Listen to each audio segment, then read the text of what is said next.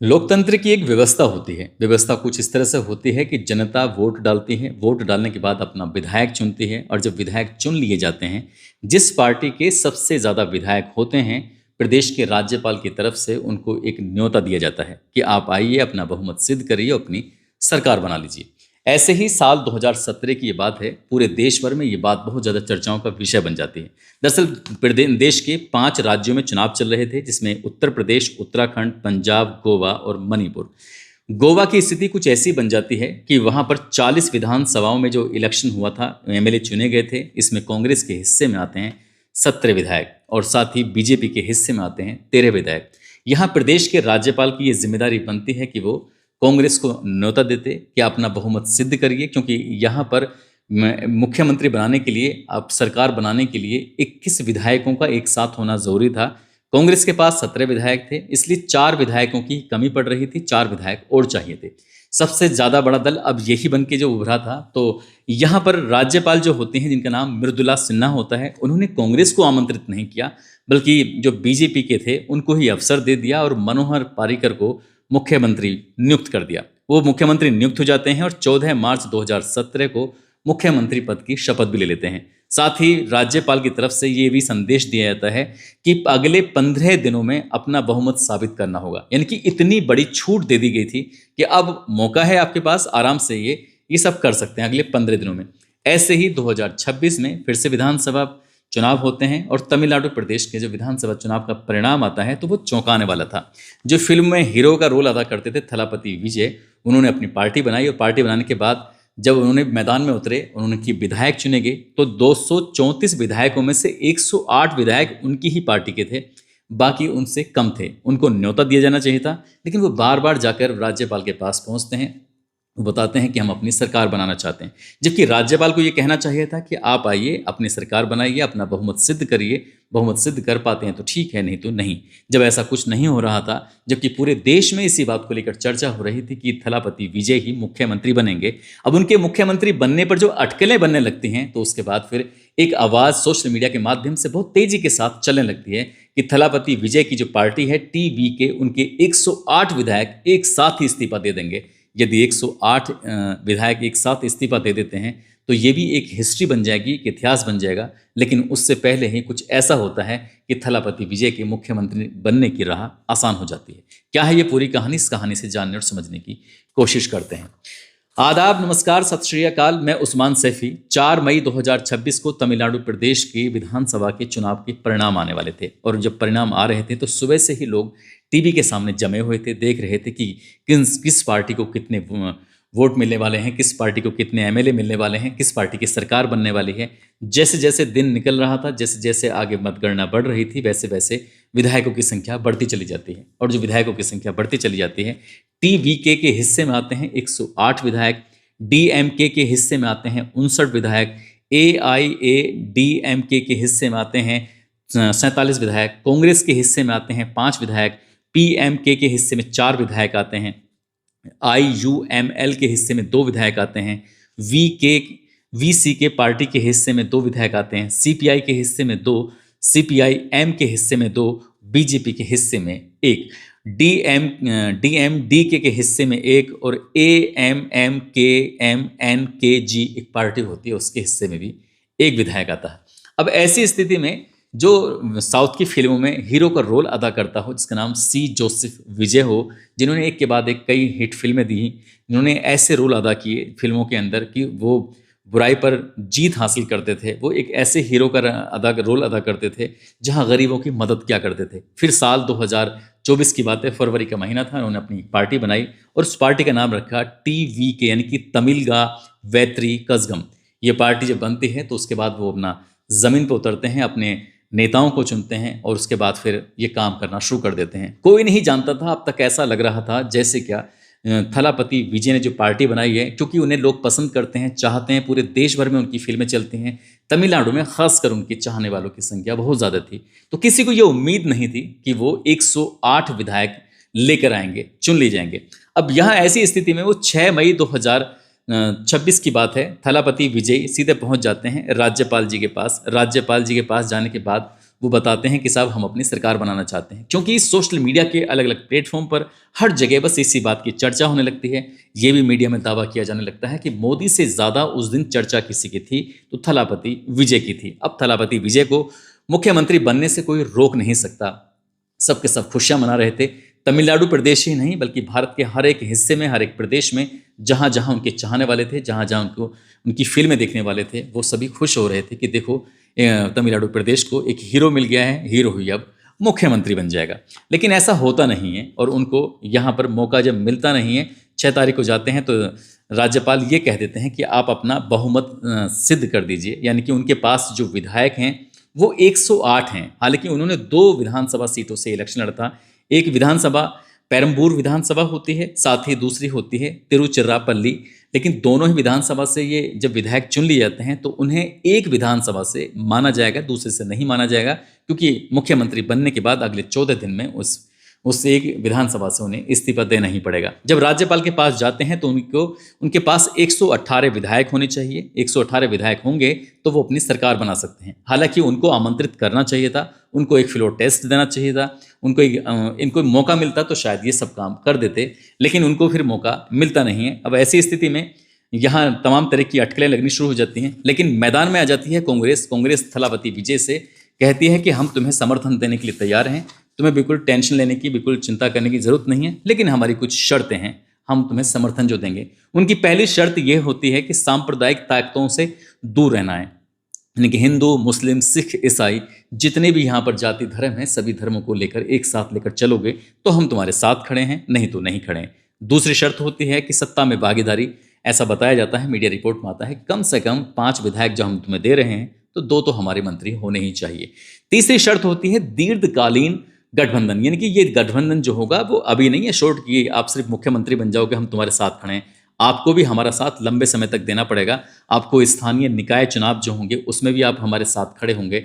लोकसभा के जो चुनाव होंगे तो उसमें भी आप हमारे साथ खड़े होंगे, यानी कि हम मिलकर चुनाव लड़ेंगे। वो कहते हैं कि राज्यपाल ने राज्यसभा का जो इलेक्शन होगा उसमें भी हम तुम्हारे मिलकर साथ खड़े होंगे और तुम्हें हमारे साथ मिलकर खड़ा होने का। उन्होंने चौथी शर्त ये रखते हैं कि के कामराज और पेरियार ईवी रामास्वामी जो उनकी सामाजिक न्याय की विचारधारा थी उसका आपको पालन करना पड़ेगा, और डॉक्टर भीमराव अंबेडकर की संवैधानिक विचारधारा है उसके प्रति आपको प्रतिबद्ध रहना पड़ेगा। यानी कि किसी को भी संविधान का जो लाभ मिलता है सबको लाभ मिलना चाहिए। जब ये 4 शर्तें रखी जाती हैं तो 4 शर्तों पे थलापति विजय मोहर लगा देते हैं, तैयार हो जाते हैं। और उसके बाद फिर इनके पास पहले से जो विधायक थे 108 लेकिन माने जाएंगे 107। अब ऐसी स्थिति में 5 विधायक मिल जाते हैं इन कांग्रेस तरफ से, तब इनकी विधायकों की संख्या हो जाती है 113।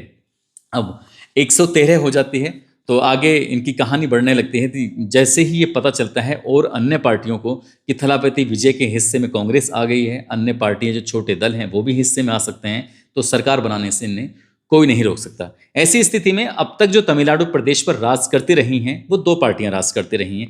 इसमें एक डीएमके पार्टी होती है और दूसरी पार्टी होती है AIADMK। यानी कि अब अभी तक तो ये एक दूसरे के खिलाफ रहती हैं, एक दूसरे के अगेंस्ट विरोधी हैं। जब भी इलेक्शन लड़ते हैं तो एक दूसरे के साथ नहीं होती हैं। और लेकिन अब ऐसी स्थिति में जब थलापति विजय मुख्यमंत्री बनने वाले थे तो ये भी अटकलें शुरू हो जाती हैं। ये ऐसी मैसेज आने शुरू हो जाते हैं सोशल मीडिया के माध्यम से कि DMK और AIADMK ये दोनों पार्टियां साथ आने वाली हैं। यदि हम इन पार्टियों की बात करें तो इनका भी इतिहास अपने आप में बड़ा दिलचस्प रहा है। DMK जो पार्टी है 17 सितंबर 1949 को इसकी स्थापना की थी और इसकी स्थापना की थी CN अन्नादुरई ने। ये पार्टी बनाई थी और उसके बाद वो ज़मीनी स्तर पर मेहनत करते रहे 1949 में बनाने के बाद। लेकिन उनको मौका मिलता है, उनको अवसर मिलता है साल 1967 में। साल 1967 में वो कांग्रेस को हरा देते हैं और हराने के बाद फिर अपनी सरकार बनाते हैं और अन्नादुरई ही मुख्यमंत्री चुने जाते हैं। उनकी मौत के बाद मौका मिलता है M करुणानिधि को और M करुणानिधि भी मुख्यमंत्री चुने जाते हैं। उसके बाद उनको उनके बेटे जिनका नाम होता है MK स्टालिन जो कि पार्टी के अध्यक्ष भी बनते हैं और ये CM भी बनते हैं। लेकिन इसी पार्टी में से फूट पड़ जाती है। फूट कुछ इस तरह से पड़ती है कि मशहूर अभिनेता होते हैं MG रामचंद्रन। MG रामचंद्रन ने एक बार अपनी पार्टी से ही हिसाब किताब मांग लिया। उन्होंने कहा, क्योंकि वो राजनेता भी हैं और वो फिल्मों में रोल भी अदा करते हैं, हीरो की तरह काम करते हैं। ये साउथ की फिल्मों में जो एमजीआर ने जब पार्टी से हिसाब किताब मांगा तो पार्टी ने उनको बाहर का रास्ता दिखा दिया, कहा कि अगर आप इस तरह से काम करेंगे तो हम आपको अपनी पार्टी में नहीं रखेंगे। तो एमजी रामचंद्रन ने जब पार्टी से उन्हें निकाल दिया जाता है तब उन्होंने सोच लिया कि मुझे भी अपनी एक पार्टी बनानी है, और वो 17 अक्टूबर साल 1972 को अपनी पार्टी बनाते हैं और उस पार्टी का नाम रखते हैं AIADMK। इस पार्टी को बनाने के बाद फिर वो भी मेहनत करते हैं, करीब करीब 5 साल तक ज़मीनी स्तर पर जुट जाते हैं, जनता के बीच में जाते हैं, और फिर जब लगा वोट मांगते हैं तो उन्हें मौका मिलता है साल 1977 में। 77 में मौका मिल जाता है, फिर उनकी सरकार बनती है, चुनाव जीत जाते हैं। 1977 से लेकर 1987 तक वो 3 बार मुख्यमंत्री बनते हैं। उसके बाद फिर जब एमजीआर के बाद में फिर मौका मिलता है जयललिता को, वो पार्टी की कमान संभालती हैं, और पार्टी की कमान संभालने के बाद जयललिता 6 बार मुख्यमंत्री पद की शपथ लेती हैं। इसी तरह से डीएमके और AIADMK कभी एक साथ मिलकर नहीं रही, लेकिन यहाँ इन दोनों पार्टियों की वजह से ही 1967 से लेके ना तो कभी कांग्रेस का यहाँ पर राज आया और ना ही कभी बीजेपी का राज आया। लेकिन दोनों पार्टियां जब एक दूसरे की विरोधी हैं, अब ऐसी स्थिति में साल 2026 ऐसा आता है कि अखबारों और सोशल मीडिया पर बहुत तेज़ी के साथ ये वायरल होना शुरू हो जाता है कि डीएमके और AIADMK दोनों एक साथ मिलने वाली हैं।